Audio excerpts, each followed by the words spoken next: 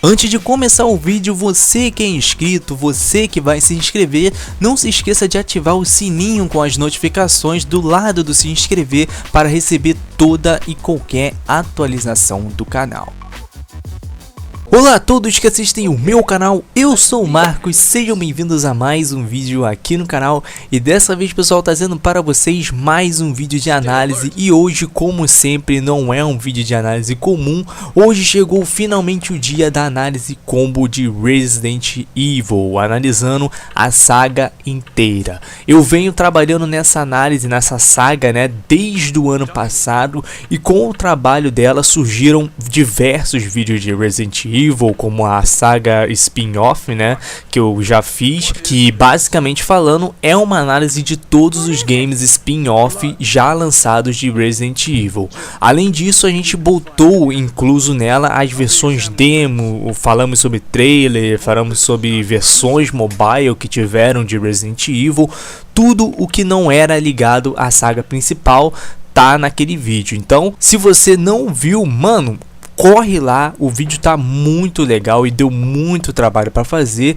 E esse vídeo aqui, basicamente, a gente vai começar pelo primeiro game da série, o que deu início a tudo o que hoje é chamado de Resident Evil. E serão 10 partes analisando toda a saga, então se prepara porque o vídeo ele tá longo, tá cansativo. Se você quiser dar uma pausa, respira, porque o nosso vídeo de sagas vai começar. Resident Evil 1, ou no original Resident Evil e no Japão conhecido como Biohazard, é um game de survival horror desenvolvido e distribuído pela Capcom e lançado no ano de 1996, inicialmente exclusivo para PlayStation 1, e que mais tarde foi recebendo aí novas versões para diferentes consoles. Só lembrando, pessoal, que antes de Resident Evil vem Resident Evil 0, obviamente.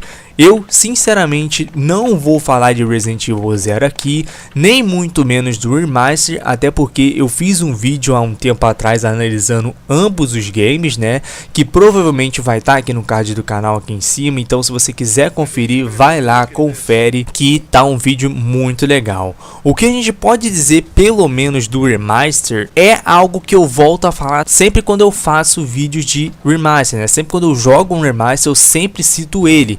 Resident Evil Remaster é o melhor remaster já feito, na minha opinião, e sinceramente ele é impecável, literalmente aí uma obra de arte, considerado por muitos até melhor, cara, que o game original, o que, mano, é um exagero, porque o game original marcou.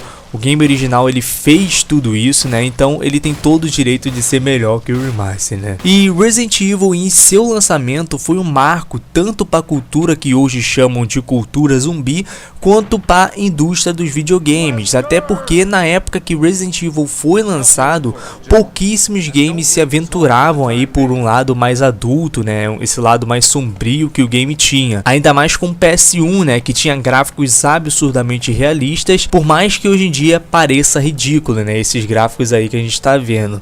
Basicamente falando, apesar de já existir zumbis na época, Resident Evil foi basicamente quem popularizou o gênero, e claro, de maneira inédita, porque nada se comparava na época à história do game, tanto enredo quanto trama. O máximo que a gente tinha era o apocalipse zumbi, né, em filmes e em outras obras, mas Resident Evil deu esse lado mais científico e etc. E ele até mesmo hoje serve de inspiração para diversas obras, para diversos games, né? É impossível a gente não pensar em game de zumbi sem pensar em Resident Evil primeiro. A história do game basicamente todo mundo conhece, pelo menos todo mundo que é fã conhece, né? Tudo começa em 24 de julho de 1998. E detalhe, por o game se passar no futuro, você sendo uma criança nessa época, você já imaginava o pior. Caralho, mano, vai acontecer daqui a 2 anos, eu tô fudido, né? E sempre dava esse medo no pessoal da época, né? Principalmente Resident Evil 2 e Resident Evil 3, que eram ambientes mais urbanos, né? E eu, sinceramente, morria de medo, cara. Principalmente no 2. No game, um grupo então é enviado às montanhas Arklay à procura do time Bravo que estava desaparecido há dias e sem dar resposta nenhuma, sem enviar nenhuma notificação e etc. Para a missão é mandado o time Alpha, que é comandado por nada mais nada menos que Albert Wesker, um personagem aí que até mesmo quem não joga conhece esse rapaz aí, né? Juntos eles são conhecidos como os Stars, que traduzindo aí ao pé da letra seria Serviço Especial de Táticas e Resgate. Logo quando eles descem do helicóptero, eles acabam sendo atacados por um grupo de cachorros assassinos e sendo obrigados a correr para dentro de uma mansão que estava ali na região. No fim, alguns morreram, restando apenas Wesker, Jill, Barry e Chris vivos. A gente dá uma acelerada na história agora porque o intuito dessa análise não é dar spoiler, mas sim analisar o game. Basicamente, dentro daquela mansão, muita coisa bizarra acontece, né? E são descobertas, como experimentos ilegais envolvendo vírus, produção de bioarmas e tudo isso feito por uma farmacêutica chamada Umbrella Corporation, né? Por fim, Jill e Chris acabam descobrindo que a Umbrella não só mantinha um laboratório subterrâneo embaixo daquela mansão, como também descobrem que eles produziam armas bioorgânicas. E ali nós descobrimos também que a Umbrella não era apenas uma farmacêutica, afinal ela estava até mesmo dentro dos Stars, onde ela mantinha seus homens de confiança infiltrados entre eles para que tudo corresse de maneira como eles bem entendiam, né? Para que nada fosse vazado, para que eles conseguissem fazer a produção das armas, para que eles conseguissem desenvolver novos vírus, né? Tudo isso na cara de todo mundo, né? E cara, a história de Resident Evil 1 ela é muito confusa, afinal tem muita conspiração, descobertas, reviravoltas e você no meio disso tudo, você fica muito confuso, ainda mais na época que era algo totalmente inédito esse tipo de enredo, né? E o Resident Evil tinha uma maneira diferente de contar a sua história, porque além da história principal, tínhamos também files pelo jogo que ajudavam a entender melhor a história, dando aí uma profundidade muito maior ao modo história do game. Nesses files é possível descobrir fatos sobre o passado daquele local, sobre relatos de funcionário, relatos de pesquisa sobre as BOWS, né, que seriam bioarmas e etc. Além, claro, que muitas vezes as notas elas eram dicas para puzzles. Isso na época, essa questão dos files, das notas, né, isso acontecia sim em alguns games, porém não com a frequência de Resident Evil. Você entrava em uma sala, tinha um file, você entrava em outra, tinha dois, e muitas vezes você não dava muita importância porque ou o seu game era em inglês, o que era jogável, ou o seu game era japonês, o que era horrível e impossível de se jogar.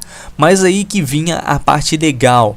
Não tem nada melhor que você zerar o game na época e pegar uma revista que conte tudo sobre ela, resumindo notas, resumindo a história e até mesmo o detonado, que também era algo muito frequente de se ter na época. Realmente era muito bom, cara, dá até uma nostalgia quando fala, porque você lia e finalmente entendia por que estava acontecendo aquela merda toda ali. E o que eu mais gosto em Resident Evil é o simples fato dele cumprir o gênero dele, né? No caso, o gênero survival horror. Primeiro porque ele tem horror e segundo porque é sobrevivência, é survival, né?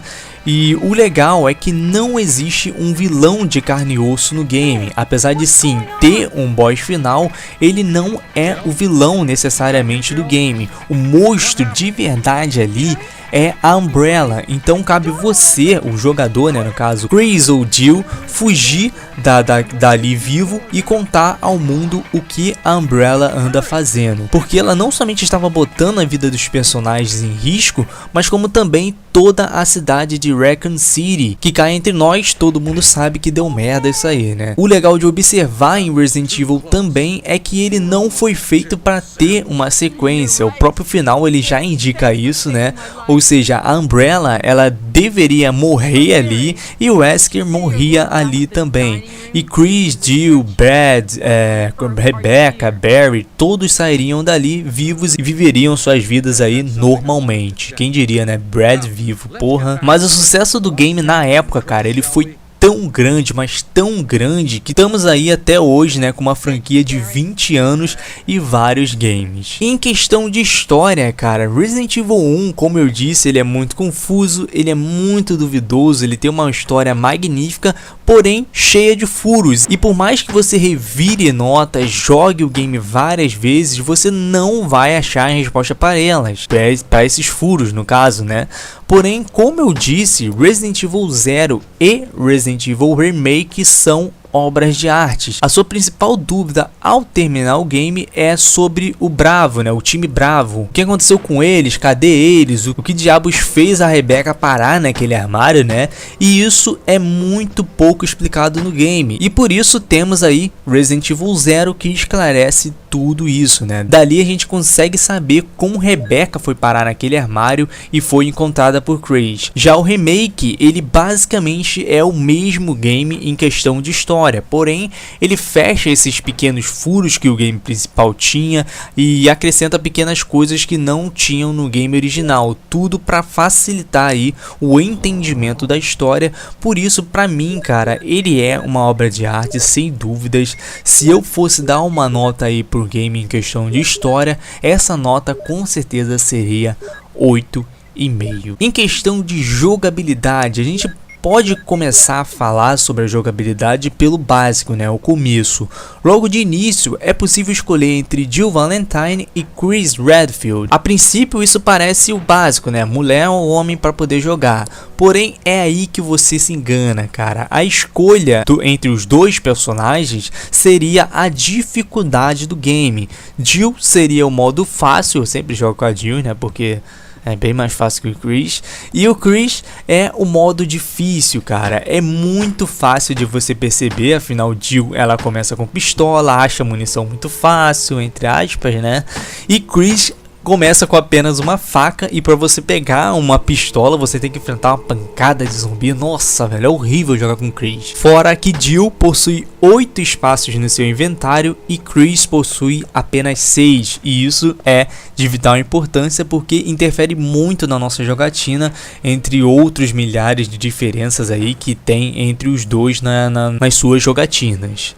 A jogabilidade e todo o sistema do game é totalmente diferente daquilo que a gente via na época. Afinal, o game, ele era realmente muito assustador. Ele não era assustador de dar medo, mas assustador de tenso, né? Mas não por conta do tema do game, que era terror, que era zumbi, mas sim por conta da câmera fixa. Afinal, você só conseguia ver o seu personagem e a sala a seguir era totalmente misteriosa para você. Muitas vezes poderia ter um zumbi na sua cara e você não sabia, né? Só saberia se você passasse para a próxima sala. E isso para mim, cara, era o principal ponto do game. Era o que certamente mais assustava em Resident Evil na época, principalmente porque o game ele era uma mansão, porém uma mansão com muitos corredores, e esses corredores eram muito estreitos, e principalmente jogando com Chris, cara, era muito difícil você não morrer. Basicamente, Resident Evil você tinha que dominar a arte de desviar dos inimigos, né? Principalmente na gameplay com Chris, que era de vital importância você economizar munição, você não enfrentar inimigos às vezes, né? Você tinha que saber usar bem isso. Resident Evil 1, para mim, é injustamente criticado em relação à sua jogabilidade. Muita gente diz que ela é travada demais e blá blá blá, mas isso tudo, cara, é uma questão de costume. Fora que o intuito dos desenvolvedores era justamente esse, complicar a vida dos jogadores. Como eu disse, Resident Evil não é somente atirar, mas também esquivar, usar estratégias e etc. Tudo em Resident Evil 1 deveria ser calculado, até mesmo porque nada você achava infinitamente, como munição, ervas e etc. Tudo tinha que ter uma estratégia, cara, não tinha jeito. Apesar de que pra mim a jogabilidade ela seja muito boa, ela ainda assim, claro, eu tenho que admitir, tem os seus defeitos. E o principal defeito e que eu mais odeio nesse game foi tomar dano de zumbi sem ao menos ele tocar em mim. E isso era algo muito frequente. Diversos zumbis batiam no vento, mas mesmo assim pegavam em você. E isso começava a ficar mais chato com os Hunters, né? Quando eles apareciam, porque mesmo eles batendo na parede, por exemplo, tinha uma divisão, né? Tu passava de um corredor para outro, ele batia na parede, você tava na parede. Esse soco dele, ele pegava, cara, de qualquer forma. E isso também acontecia quando você usava esquiva. Cara, era muito ruim. Esquiva é outra arte que tem que se dominar, né? Porque muitas vezes o jogador de Resident Evil, ele não consegue usar a esquiva direito. Eu, sinceramente, até hoje, depois de anos de jogatina, eu não consigo usar a esquiva direito. Porque nem sempre essa esquiva ela dava certo. E outra coisa que é um costume é o famoso frame invencível, como chamavam as revistas da época, né? Que basicamente é o seguinte, cara, os zumbis só podem tomar dano deitado ou em pé, totalmente deitado ou totalmente em pé. Se você começar a atirar nele levantando ou sentado, não vai funcionar e você vai acabar aí perdendo munição à toa. E muita gente até mesmo hoje, cara, zera o game diversas vezes e não sabe disso. Eu também, sinceramente, não saberia se não fosse as revistas da época. Nem mesmo a internet, cara, ela explica isso nos seus detonados. Não era todos os inimigos que tinham isso, eu não lembro ao certo como era esse padrão, né? Mas eu acho que todos os inimigos que tem esse princípio básico do zumbi, né, que é cair e levantar, eles se aplicam nessa questão. Eu acho que é quase 80% dos inimigos que se aplicam nessa regra. Os cães, os Cerberus, né, no caso, eles, por exemplo, não tomam dano no ar, ou seja, quando eles estão pulando, eles não tomam dano. E isso é algo muito óbvio para todo mundo. Eu acho que é muito fácil perceber que ele não toma dano no ar. Mas o zumbi, muita pouca gente percebeu realmente. E por fim, eu acho que a melhor nota para jogabilidade é 8. Em questão gráfica, essa parte aqui, meus amigos, foi a parte em que Resident Evil 1 mais se destacou na época, principalmente pelo nível de detalhes no cenário. Eu, sinceramente, na época nunca tinha visto isso antes, cara. Era realmente algo muito bonito de se ver e a prova disso estava no primeiro estágio. Logo quando você entra na mansão e vê aquele nível de detalhes, aquelas escadas, é lindo, cara, sem igual. Os pisos, os papéis de parede, as texturas, era uma variedade de ambientes e de textura muito incrível. Os personagens, para eu ser sincero com vocês, o nível de detalhes não era dos melhores, apresentava muitas falhas, principalmente em relação aos rostos e outros objetos, mas o destaque mesmo nessa parte, cara, vai pro uniforme, que realmente eram muito bem detalhados, tanto do Chris, Barry, Jill, Wesker, todos eles, cara, eram muito bonitos, não tanto visto hoje, né, mas antigamente era muito bonito, principalmente nas CGs, que realmente ficava muito mais bonito. O game ele também possuía, cara, um número de loads muito grande, era load o tempo todo. Porém, graças a uma inovação da Capcom, isso mudou completamente o nosso pensamento sobre load. Afinal, todo load do game era uma porta que você abria. E isso foi algo que se tornou uma marca do Resident Evil, principalmente os antigos. E aquilo, além de ser genial para pôr no lugar dos loads, né, ainda criava o clima, cara, pro próximo estágio. Um clima onde nada era previsível, ainda mais por conta da câmera. E isso era foda de se ver na época, muito bom mesmo.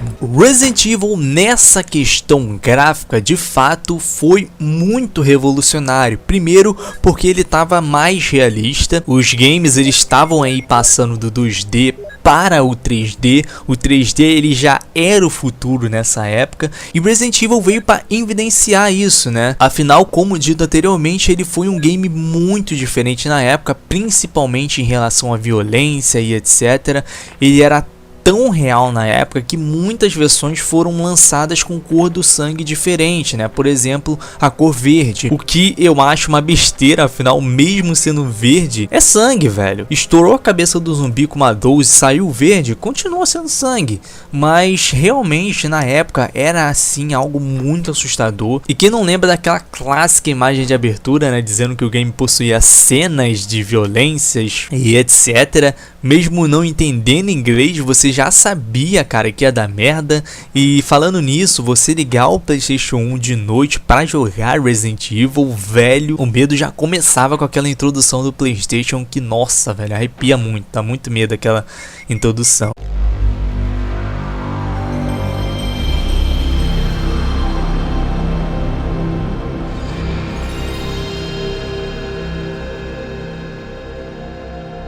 Ah, detalhe, muita gente sabe disso, mas também tem muita gente que não sabe. Resident Evil 1 foi o único game que possuía live action, que eu tinha um medo do cacete dessa live action, principalmente da introdução, né? Mas tem uns erros muito estranhos, como por exemplo o Wesker, tipo, olha o cabelo desse Wesker, velho, muito estranho. Olha essa postura de foda-se, não tô ganhando nada com isso mesmo. Nossa, era horrível.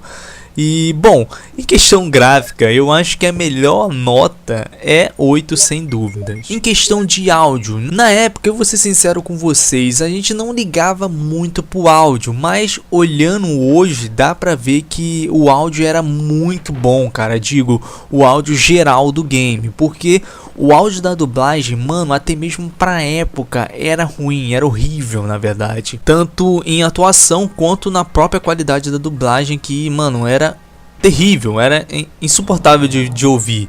Simplesmente parecia que eles pegavam um papel, liam o que falava e somente isso. Por isso eu acho que a nota mais justa pro áudio é 8. Resident Evil, depois de 1996, se tornou um marco na indústria dos videogames. Ele era totalmente inovador, como dito antes. Ele tinha uma ambientação, tinha gráficos, som, jogabilidade, enredos, todos eles únicos, e que na própria época, cara, inspirou diversos games como Dino Crisis, Parasite Eve e etc, né? Entre outros games que apareceram ali depois de Resident Evil. Vale lembrar que Resident Evil 1 foi um dos responsáveis por alavancar esse gênero que nem era tão conhecido, que era o Survival Horror, deixando aí praticamente um legado pro mundo. Muita gente, cara, pode dizer que Alone in the Dark é o pai do Survival Horror, mas pra mim, velho, Resident Evil, sem dúvidas, sempre será o pai dos Survival Horrors. E obviamente não parou por aí, porque são 20 anos de trajetória e muitos games para se falar. Bom, galera, então foi isso. Esse foi mais um vídeo aqui pro canal. Espero que vocês tenham gostado. Essa foi a primeira parte da nossa saga de Resident Evil. Lembrando que serão 10 partes, então se você não viu os vídeos anteriores relacionados a Resident Evil, vai no card, confere enquanto não sai a segunda parte, se inscrevam, ativam o sino para não perder nada, deixe seu like para me saber se o vídeo foi tudo ok, e não esquece de comentar aqui embaixo também, que isso me motiva bastante. Beleza? Um grande abraço a todos, não esqueçam de deixar o que acharam da saga e falou!